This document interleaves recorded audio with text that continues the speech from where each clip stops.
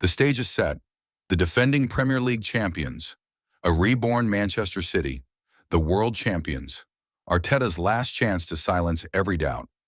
The Europa League winners, Manchester United, burning for revenge. This is no longer just football, no longer just a game.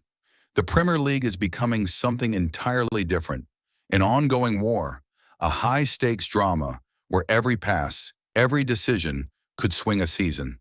The giants are rising again. The underdogs are licking their wounds, desperate for redemption. And the gap between eternal glory and catastrophic failure? It's now razor thin. Last season was the warning shot, a season that told us change is coming. But this season is an explosion. The opening whistle isn't just the start of a campaign. It's the first battle cry in what might be the most unpredictable war this league has ever seen. The question isn't just who will win the title. It's how brutal the climb will be. Which teams will survive the storm? Which ones will crumble? From a distance, last year looked fine, entertaining even. But the truth? If you followed it closely, you'd know something was off. Liverpool dominated from start to finish. Arsenal played the role of pursuer, keeping the race alive for a while. But beyond them, the so-called Big Six collapsed like a house of cards. Manchester United, a club with history, money, and global weight, finished 15th. 15th. That's not underachieving. That's humiliation. Tottenham, 17th. Just one step above relegation, playing like 11 strangers forced to wear the same kit. Even Manchester City, the gold standard of consistency, stumbled. Not because Pep forgot how to manage, but because the heart of his team was fractured by injuries and age. Rodri, their heartbeat, missed vital stretches. Ruben Dias, the defensive anchor, was in and out. Nathan Ake wasn't fully fit. Kevin De Bruyne looked human. Tired legs, slower bursts, fewer moments of magic. What did that leave us with? A season where Liverpool strolled to the title with breathing space. Arsenal tried to threaten, but the others were nowhere near the fight. The so-called shocks weren't because smaller clubs rose to a new level.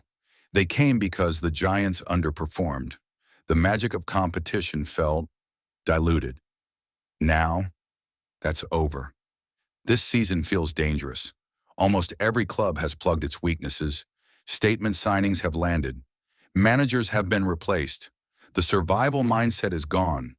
These teams are coming to fight. And when you look at what's forming, it's got echoes of the legendary 2012-13 season, 201. Yes, people always mention 2011-12, the Aguero moment. But in terms of brutality, depth, and relentless competition from top to bottom, 2012-13 was on another level. That year, the top seven dominated so hard that mid-table teams couldn't breathe. Between 9th and 16th place, the gap was just 5 points. One bad week, and you could fall from comfort to crisis instantly. At the bottom, it was carnage. QPR finished dead last with only 25 points. Reading? Just 28. The big guns squeezed every drop of space from the table, leaving the rest to fight for scraps. The top seven, United, City, Chelsea, Arsenal, Tottenham, Everton, Liverpool, were all quality sides with defined identities. No easy fixtures, no 3 points guaranteed games. And that's exactly what this new season is starting to feel like. Except now, we could have 8 of those teams in form at once. Last season wasn't peak City, not by a mile. But Pep Guardiola doesn't allow weakness to linger. This summer, he tore into the foundations. Kevin De Bruyne? Gone. To Napoli. A bold call, but necessary. In comes Ryan Scher. Dynamic, unpredictable, creative. Not a clone of De Bruyne, but a new kind of threat. Tony Reinders joins in midfield. Technically brilliant, high work rate, tailor-made for that interior role. And Aurori at fullback, flexible, intelligent, a player who can tuck in or stretch wide like prime Juan Cancelo. Pep isn't just filling gaps, he's rebuilding the spine. Creativity restored, tactical flexibility reinstated, depth replenished. And with a full preseason to integrate these players, City will be sharper, faster, and far more unpredictable. Spurs' season was a train wreck, finishing 17th in the league while somehow winning the Europa League. In the Prem, they looked like a team without GPS, tactically lost.